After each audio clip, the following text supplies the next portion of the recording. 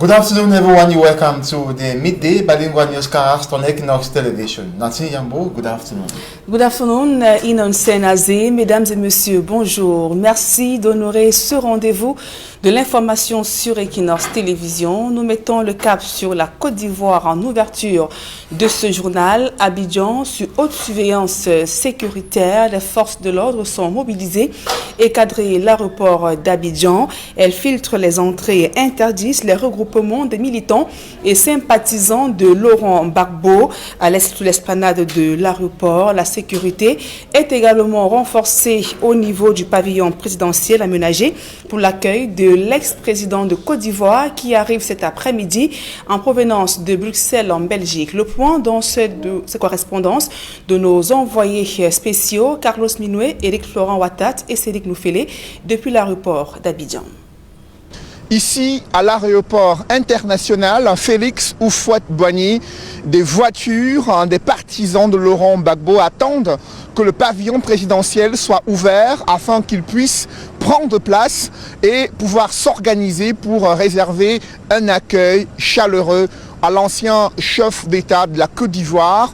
Aux dernières nouvelles, ces partisans ont eu du mal à pouvoir accéder à l'aéroport Félix Houphouët-Boigny. Les forces de l'ordre sont mobilisées le long de l'itinéraire qui a été annoncé hier pour le cortège de l'ancien président Laurent Gbagbo. Ces partisans ont été gazés selon les informations que nous avons dispersées dans les différentes artères du district d'Abidjan.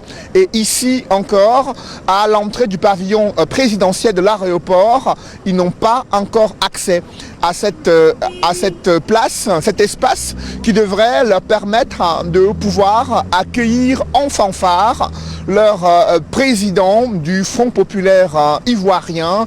De nombreux militants et sympathisants ont été interdits d'accès à l'aéroport. Ils se plaignent de ces mesures de restriction des mouvements des partisans de Laurent Gbagbo.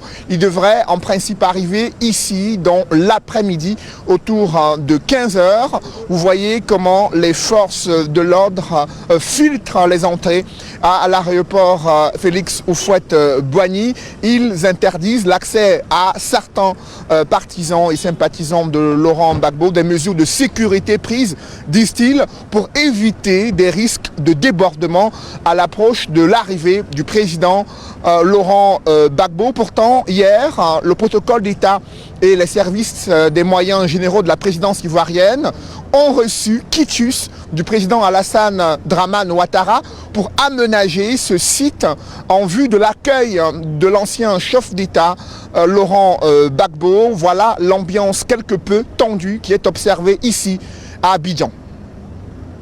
Ambiance donc tendue succède après cette forte mobilisation des militants et sympathisants de Laurent Gbagbo interdit d'accès sur l'esplanade de l'aéroport où devait donc être accueilli cet après-midi Laurent Gbagbo en provenance de Bruxelles en Belgique et sur l'atmosphère quelque peu tendue. Écoutons donc à présent la réaction de ces militants et sympathisants mobilisés depuis ce matin. Ce matin, nous, à 5 h, là, nos filles, les reçues le mouvement 2 millions de filles pour Gbagbo. Elles sont venues à 5 h, elles sont à quoi bas pour pouvoir prendre les places. Elles ont été frappées. Nous avons les images dans nos WhatsApp, elles ont été frappées matin, dispersées. Des femmes qui n'ont pas d'âme sont venues accueillir les présidents. C'est-à-dire que le président Alassane, il dit des choses et puis dans le secret, ce n'est pas des conflits qu'on nous donne. Nous-mêmes, le comité accueil, quand nous voit ça, le comité accueil, comme on voit comité d'organisation, là, normalement, on n'avait pas besoin de nous faire arrêter à l'entrée. Mais des gendarmes, ils ont signalé nos convois qui étaient dont on se suivait, ils nous ont signalé. On nous fait attendre et ils prennent des téléphones, ils appellent pour attendre des consignes de qui, je ne sais pas. On a fait plus de 30 minutes. 30 minutes, le comité d'accueil, 30 minutes à arrêter. Et les silences pourquoi il a montré sa carte professionnelle même là, c'est pas le problème. On a fait plus de 30 minutes qu'on puisse nous laisser, qu'on puisse venir jusque-là. Mais dans quel de confiance il parle le président Ouattara?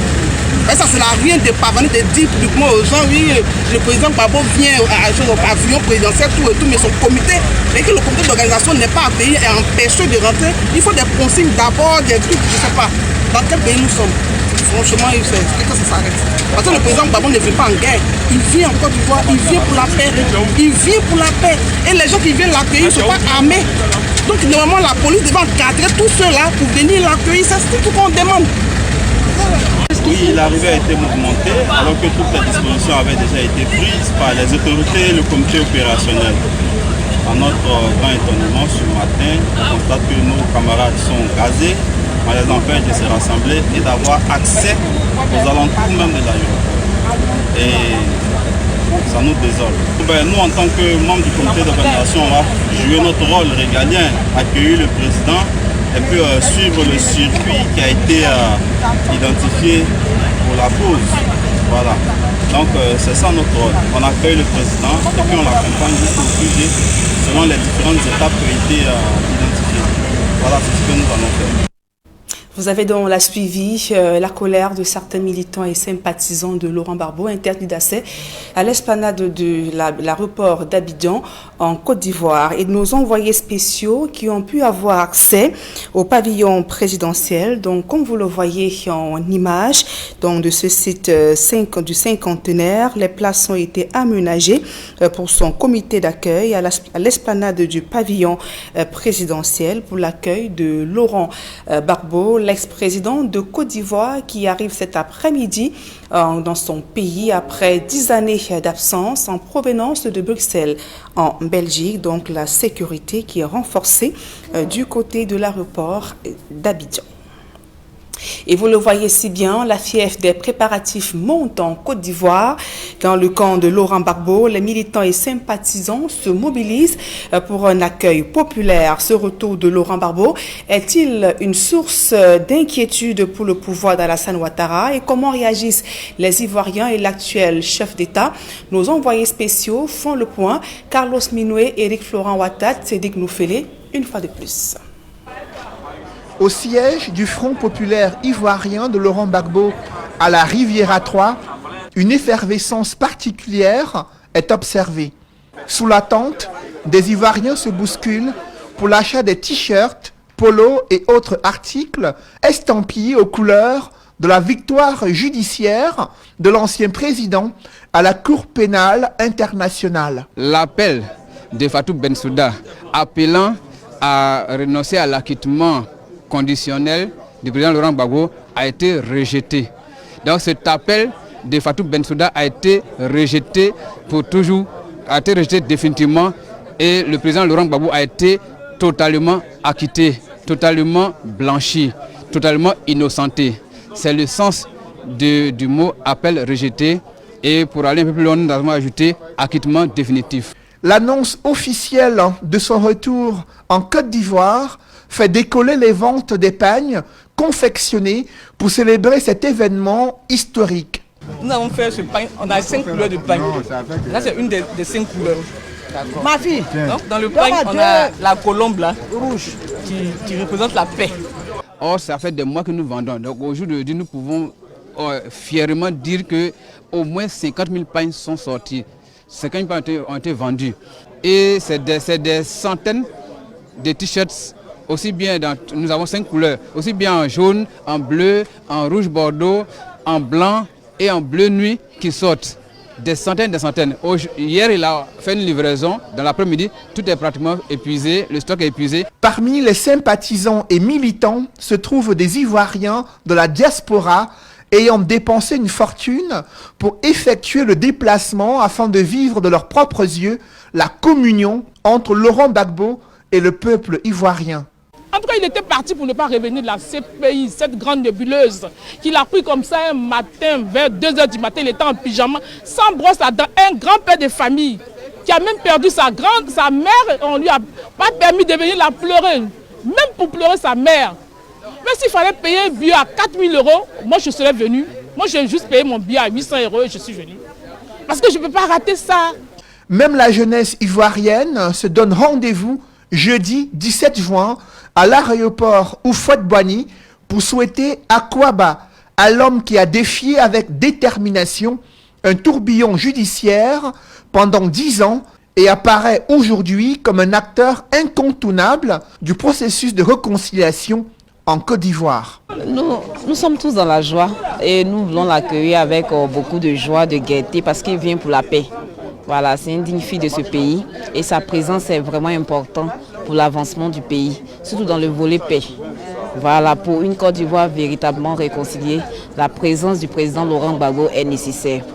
Raison pour laquelle nous sommes là, nous nous apprêtons à l'accueillir demain depuis l'aéroport Félix Houphouët-Boigny pour lui accorder tous les honneurs possibles parce qu'il le mérite. Une nouvelle page de l'histoire sociopolitique de la Côte d'Ivoire est en train de s'écrire, meurtris dans leur chair du fait des violences post-électorales en 2010, divisés sur le sort réservé à ceux qui ont été jetés en prison et traduits devant la justice internationale pour crimes de guerre. Des Ivoiriens caressent désormais le rêve d'une véritable réconciliation pour panser ses plaies 11 ans plus tard. Et l'une des pièces maîtresses de cet apaisement social et politique est Laurent Gbagbo, selon ses partisans. À ce titre, l'actuel président Alassane Dramane Ouattara réagit. Il vient d'instruire le protocole d'État et les services des moyens généraux de la présidence ivoirienne afin que ceux-ci travaillent aux côtés des partisans de Laurent Gbagbo pour lui réserver un accueil chaleureux, festif et populaire dès demain à l'aéroport Houphouët-Boigny. Un itinéraire a même été défini entre Treichville, Cocody, Koumassi et d'autres artères importante du district d'Abidjan où le cortège de Laurent Gbagbo doit passer demain et il va s'arrêter dans un lieu hautement symbolique, son QG de campagne en 2010, là où un discours est très attendu aux côtés des cadres politiques du Front populaire ivoirien. Ici à Abidjan, Cédric Noufélé, Carlos Minoué et Eric Watat, envoyés spéciaux Equinox Télévision. Et ce jeudi est donc un jour spécial pour de nombreux Ivoiriens. Nos reporters, nos envoyés spéciaux précisément, se sont retrouvés à Grand-Bassam pour la réaction du fils de Laurent Gbagbo, devenu député. Le professeur Michel Gbagbo estime que son père, ancien chef d'État, est un acteur majeur de la réconciliation en Côte d'Ivoire. Nous l'écoutons. Notre travail à nous, les militants du Front populaire ivoirien, est simple. Réhabiliter l'image du président, conserver son organisation politique vivante et préparer son retour. Je crois que nous avons atteint nos objectifs d'étape et donc on l'a vécu tous dans le travail acharné pour atteindre ces objectifs. On nous a fait prendre des vessies pour des lanternes. Les victimes ont été présentées comme étant des bourreaux et vice-versa. Alors beaucoup de fierté. Cet homme qui a réussi par son équation personnelle de 2002 à 2010 à éviter un enlisement du conflit, cet homme qui a parcouru le monde entier, qui a fait rentrer des gens qui n'y avaient pas droit dans son gouvernement, cet homme qui finalement est un homme de paix, de tolérance et qui ne prône que la réconciliation entre les Ivoiriens, qui se met au-dessus de tout communautarisme, cet homme qui a été présenté comme un assassin, etc., c'était déplorable. Et là, voilà, il est acquitté, il est innocenté, il rentre auréolé de gloire. La vérité est enfin dite, la vérité juridique est enfin dite, et place maintenant un travail politique de rassemblement, de réconciliation. Et donc, ça a été de la joie, de la fierté aussi. On peut juste constater qu'il a consacré sa vie à son pays, qu'il a sacrifié sa vie de famille à son pays, qu'il a risqué sa vie et son existence en fait pour ce pays et qu'il est toujours prêt, là où on l'attend, pour la construction de son pays. Maintenant, il va arriver, je pense, que de manière tout à fait naturelle, puisqu'il est le chaînon manquant de la réconciliation, il prendra la place qui est la sienne dans le processus de réconciliation et de paix en Côte d'Ivoire. Toujours au rang des réactions, l'ancien ministre de l'économie Souleymane Gbagbo compte se mobiliser pour accueillir l'ancien chef d'État. Désiré Dallo estime qu'une nouvelle page de l'histoire de la Côte d'Ivoire est en train de s'écrire. Nous l'écoutons. La vérité concernant les événements de la crise post-électorale de 2010-2011, la vérité a été établie, le droit a été dit et le président Laurent Gbagbo rentre aujourd'hui dans son pays. Bien évidemment, je suis ému, je suis heureux de cet événement. Je suis heureux parce que, après tant d'années de privation pour lui-même et pour une très grande partie du peuple, aujourd'hui, nous allons célébrer les retrouvailles, nous allons célébrer la paix. Et je sais que le président Laurent Gbagbo, un humaniste convaincu, un homme de paix, un homme d'amour, vient pour participer à la réconciliation nationale. Donc c'est un grand événement pour tout le peuple de Côte d'Ivoire. Je pense que c'est un nouveau départ que nous allons prendre pour assurer le développement de ce pays, régler tous nos problèmes politiques, tous les problèmes au niveau de la santé, au niveau de l'école, au niveau de la pauvreté, pour connaître un développement hardi qui bénéficiera à tout le peuple de Côte d'Ivoire et partant à l'Afrique. Et il lui appartient de décider à quel niveau il va intervenir, mais je pense qu'il est une pièce maîtresse de cette réconciliation qui doit démarrer. Et nous attendons avec impatience l'événement de demain et ces interventions futures qui, nous sommes sûrs, iront dans le sens de la paix. Ça va apaiser tout le monde et je pense qu'un véritable processus de réconciliation va s'enclencher avec tous les autres hommes politiques. Et le député Guéli Léna déclare que des dizaines de bus partiront des villages pour réserver un accueil chaleureux à leur fils, ancien chef d'État de Côte d'Ivoire. Nous l'écoutons. Nous nous préparons activement pour accueillir notre chef, le président Laurent Gbagbo. Mais pour la mobilisation, la semaine dernière j'étais à Bangolo, j'ai fait le tour du département pour informer toutes les populations, tous les militants de l'arrivée imminente du président le jeudi 17 à 15h45. Et donc c'est une effervescence. Depuis 10 ans, on n'attendait que ça. Et donc quand on a annoncé maintenant la date, alors la population était vraiment aux anges. Et donc pour la mobilisation, on a une dizaine d'écarts sur lesquels il y a au moins 3 qui ont démarré et les autres vont démarrer vers 16h, 17h pour être là à partir de 6h. Et donc la mobilisation, elle est parfaite. Mais il y a des gens qui viennent avec les voitures, il y en a qui viennent avec les moyens dont ils disposent, soit en moto et tout ça. Malgré les 500 km qui nous séparent d'ici, on fera le plein de la population de Bangolo ici.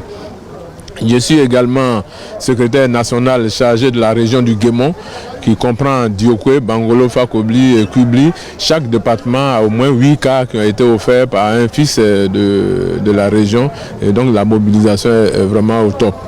Nous attendons les parents ici et nous nous organisons pour que dès ce soir même nous convergions déjà vers l'aéroport au Fouette-Boigny pour attendre le président Laurent Gbagbo. Qu'est-ce que ça représente? Ça ne s'exprime pas. Ça ne s'exprime pas. C'est comme l'ange qui a entendu son épouse. Le jour où on dit la fiancée arrive, vous voyez qu'on ne sait plus où on est. Et donc Laurent Gbagbo, nous l'avons attendu pendant plus de 10 ans. Et on disait qu'il partait pour ne plus revenir. Et donc la preuve aujourd'hui, c'est qu'il a été innocenté, il a été blanchi et il revient. Donc pour vous, c'est une joie immense pour toute la population de la Côte d'Ivoire, en plus pour la population du Guémon. Pour votre connaissance, vous avez entendu parler de Diokwe. Diokwe, c'est l'épicentre de la souffrance de cette crise de la Côte d'Ivoire. Et donc les populations de Diokwe, pendant les 10 ans, ont tenu tête à qui que ce soit pour attendre le président Laurent Gbagbo. Et donc son arrivée est un événement majeur pour nous. Tout le monde se précipite pour le saluer le premier jour de son arrivée. Et nous refermons cette page spéciale consacrée au retour de Laurent Gbagbo avec cette vidéo amateur qui va certainement diffuser sur votre petit écran où on apercevra Laurent Gbagbo en train d'embarquer à bord d'un avion en provenance de Bruxelles justement pour destination la Côte d'Ivoire.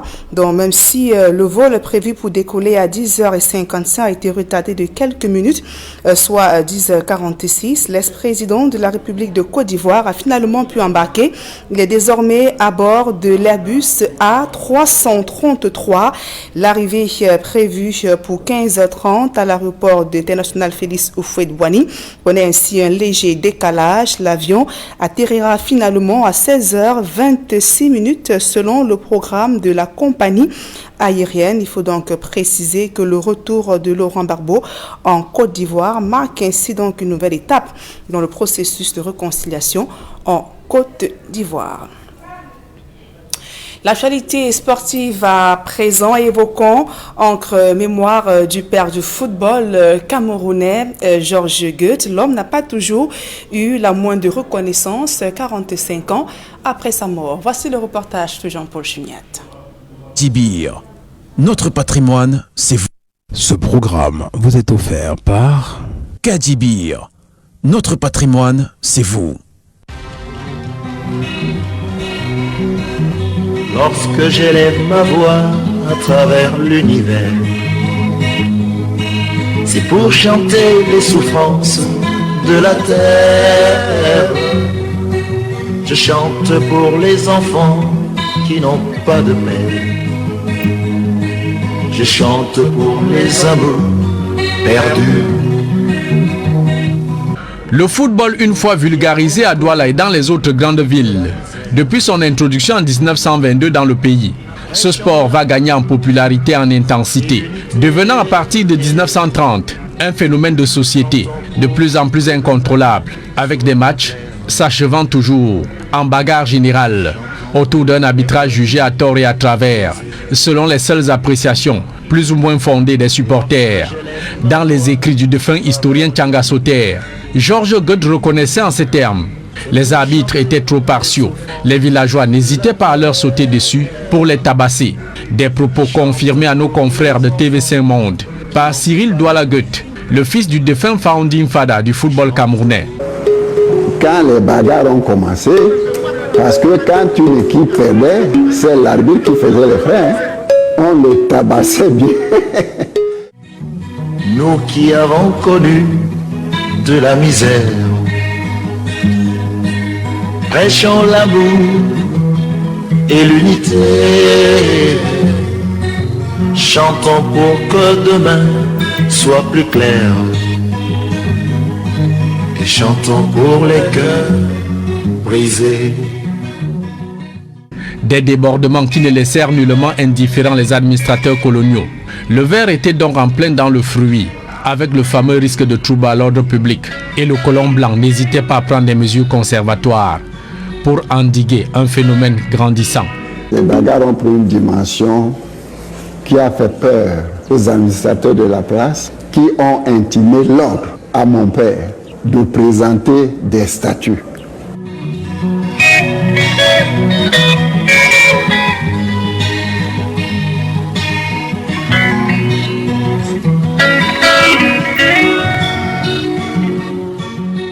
Dans le numéro 126 du journal La Gazette du Cameroun, du 15 juin 1936, paraissait déjà un article titré « Le danger du sport », rédigé du premier poète camerounais, Louis-Marie Pouka.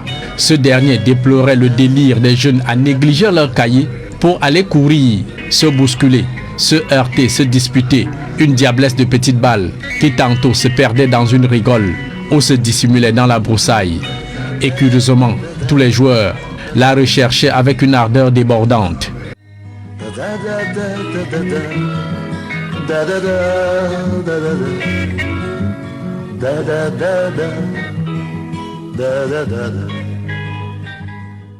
La pratique effrénée du foot à cette époque, c'était aussi des conséquences énormes.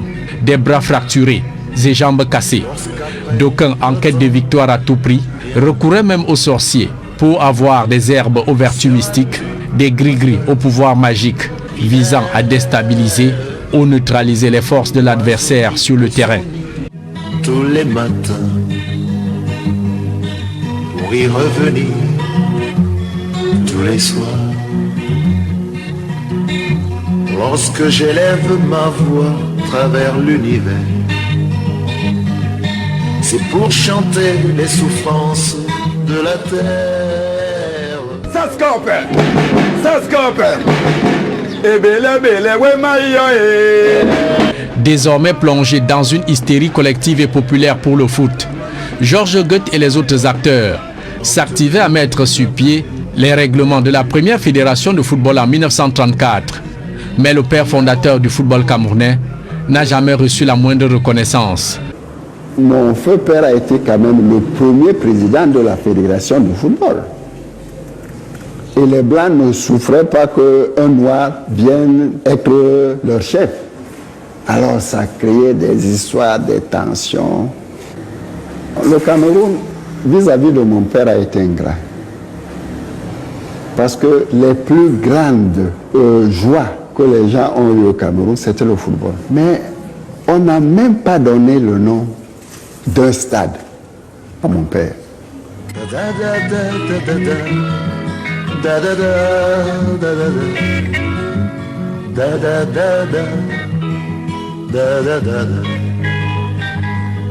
Près d'un demi-siècle après sa mort, les descendants de Georges Goethe vivent mal cette ingratitude d'État, incompréhensible et injustifiée pour un Africain, fut-il sierra-léonais, qui du moins a rendu d'énormes services à la pose des fondations d'un football camerounais, dont le pays tout entier et les dirigeants au pouvoir en tirent grand profit des exploits et lauriers de nos équipes nationales, en l'occurrence la sélection Fagnon, les Lions indomptables du Cameroun. Le Cameroun vient de gagner son 4e titre en Coupe d'Afrique des Nations, record qui était détenu par 2 pays d'Afrique, c'est-à-dire le Ghana et l'Égypte. Dans le monde entier, qui ne connaît pas les Lions indomptables du Cameroun?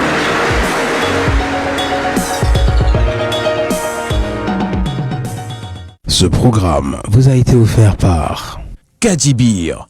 Notre patrimoine, c'est vous. Un public reportage pour refermer cette première partie de ce journal en langue française. Le kilogramme de cacao acheté à 1640 francs CFA pendant la campagne 2020-2021.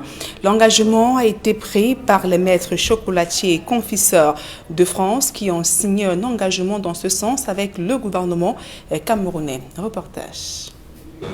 Ce sont des signatures qui valent de l'or, puisqu'elles consacrent la reconnaissance du travail de qualité abattu par les producteurs. Ainsi, ces derniers seront rémunérés à la hauteur de leur sacrifice durant la campagne cacaoyère 2021-2022. Quand vous avez un prix Borchamp garanti de 1640 francs de kilogramme, à comparer à ce qui se passe ailleurs sur d'autres cieux, parfois pas très loin de chez nous, où le prix Borchamp planteur est nettement en dessous de 1000 francs. Donc quand vous avez cela, vous vous dites que c'est un bon partenariat, et c'est un partenariat gagnant-gagnant.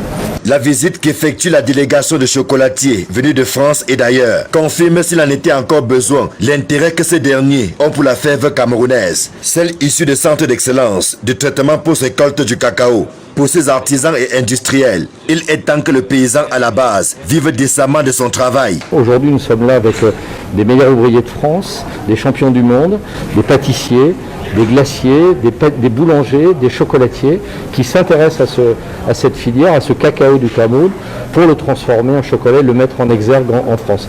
Là, on est avec l'élite. Effectivement, on est en train de convaincre la profession de la gastronomie française et de la gastronomie européenne, parce qu'il y a aussi Frasim Bamba qui est là, Sigogil, une meilleure artisane belge. On est en train de convaincre ces professionnels d'utiliser ce cacao du Cameroun, de le transformer en chocolat, sous différentes formes, sous différentes formules, et de convaincre nos consommateurs d'acheter ce cacao. Avec le ministre de l'Agriculture, c'est un précieux pas qui est franchi dans le cadre de la création d'une exploitation école de 12 hectares, baptisée École d'excellence cacaoyère. Il est question de mettre sur pied un véritable laboratoire de référence pour les pratiques agricoles, post-récolte et les métiers du cacao. C'est dire combien cette visite, mieux que les précédentes, est importante pour l'avenir de la filière cacao et notamment la mise en œuvre du programme cacao d'excellence initié par le Conseil interprofessionnel du cacao et du café. Le cacao aujourd'hui fait vivre à peu près plus de 2 millions de personnes et est cultivé dans 8 régions du Cameroun. L'un des problèmes du cacao aujourd'hui, c'est la qualité, c'est l'accès au marché. C'est pour cela que nous sommes heureux de vous recevoir aujourd'hui, parce que vous portez un espoir, non seulement pour l'économie camerounaise, mais pour les petits exploitants. Avant d'être reçus par les ministres du Commerce et de l'Agriculture, les maîtres chocolatiers sont allés au contact des jeunes producteurs inscrits au programme New Generation du CICC. Ils ont surtout apprécié les fèves d'exception sorties des centres d'excellence de traitement post-récolte du cacao. C'est un cacao qui est déjà à pas de défaut, qui a vraiment un bon goût de terroir, des notes chocolatées agréables avec des petites notes de fruits secs. Hormis le fait que le chocolat que j'ai goûté était très bon, très cacao, une puissance de cacao qui m'intéresse, c'est surtout la démarche aussi qui m'a intéressé, de venir découvrir cette démarche. On vient de voir ce matin des rencontres de jeunes qui veulent apprendre et vivre du cacao. Donc ça c'est important, la pérennité du cacao dans le temps. C'est pas un one shot qu'on vient faire ici, c'est pour construire dans les années à venir. Avec la Confédération des chocolatiers et confiseurs de France et le club chocolatier engagé, c'est un boulevard exceptionnel d'opportunités qui s'ouvre aux producteurs locaux. C'est tout à l'honneur du Conseil interprofessionnel du cacao, du café et du gouvernement qui place désormais la qualité au cœur du développement des filières cacao-café. À présent, la deuxième partie de ce journal en langue anglaise avec vous, Inonsen Azé. Thank you, Nadine Yambo. Good afternoon once again to you viewers. Thanks for staying with us. We begin with news out of the country to note that Ivory Coast former President Laurent Gbagbo is expected to return home this Thursday, 10 years after he was taken to the International Criminal Court on charges of crimes against humanity. Gbagbo has been living in the capital, in the Belgian capital Brussels, since his release from detention 3 years ago. His successor and rival, President Alassane Ouattara, invited him back. The former Ivory Coast president returns home to help reconcile a country that he left in chaos almost 10 years ago. The opposition leader is due to fly back on a commercial flight from Brussels after judges at the International Criminal Court in The Hague earlier this year confirmed his acquittal, as well as that of his youth minister Charles Blé Goudé of crimes against humanity. The two had been accused of instigating the post-electoral violence or election violence that engulfed Ivory Coast in 2011. Just like you can watch in the images there, that is the former Ivorian president Laurent Gbagbo, who is already preparing to take off from the Belgian capital via the Brussels airline to return to his country, Ivory Coast. And it should be noted that his supporters are already preparing to welcome him back at the airport. Meantime, they were brutalized and dispersed with tear gas by security elements. Back here in Cameroon, we take you to the northwest region where, in a bid to prevent and fight against spreads of the COVID-19 pandemic in the Bamenda 3 subdivision, the mayor, Fongo Cletus Tanui, has assembled his people groups in different social and professional associations or unions to reiterate needs to respect all barrier measures in order to be on the safe side. After emphasizing at the Bamenda 3 council premises in Wednesday for all to adhere to hand washing with soap and clean water, use of hydroalcoholic gel or hand sanitizers, and the wearing of face masks in public places, Mayor Fongo Cletus Tanui marched towards with action by giving them various COVID-19 sanitation kits, including face masks, buckets, cartons of liquid soap, hand sanitizers to mention. But these, he pleaded on the population of Bamenda 3 to take the COVID-19 pandemic seriously, while noting people continue to die due to negligence. Here now is an excerpt of Mayor Fongo Cletus Tanui and some elites or some persons in the municipality. Today we are here to add our voice to that of the government to continue to sensitize the public on the fight against COVID-19. As you know, COVID-19 is still very much around, and we think that we as local authorities, we should take initiatives that will add to the government voice so that this pandemic should disappear in our community once and for all. I want to thank the Lord Mayor for this gesture, for giving us COVID-19 kits. It will really help persons with disability in the community to also fight COVID-19, because it's a challenge for us too, because we have been neglected during this time of COVID-19. And they will get the information in the right way, because we'll use the things to teach them practically how to wash their hands and use sanitizers to sanitize their crutches, their wheelchairs, and they go around so that they should be prevented from COVID-19. I want to thank the Lord Mayor for his effort, and I want to say together we will be collectively breaking and holding ground of persons with disability in the Bamenda 3 municipalities. Thank you very much, Lord Mayor. Bike riders of Bamenda 3 I really appreciate the effort of our Lord Mayor, who have also invited us this time around to come and collect some materials of the COVID-19. We are really pleased, and we hope with this one, the pandemic issue will be reduced for this our municipality. And here in Bepanda, in the nation's economic capital, Douala, a family is mourning the death of their 9-year-old daughter, Sanjong, who died after she fell off from the 3rd floor of their school-story building. The incident occurred recently. It's been confirmed that her mortal remains have been laid at the Lakentini Hospital mortuary. Samanji Kangebo tells us more. The father of 9-year-old Sanjong in pains.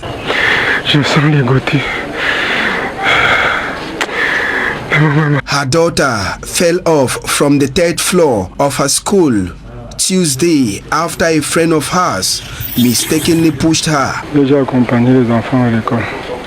I accompanied my kids to school on Tuesday, only for them to call me.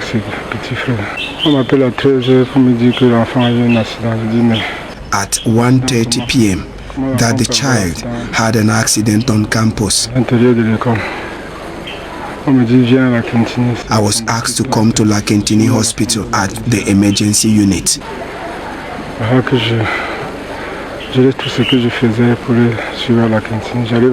That was the last time I saw my kids.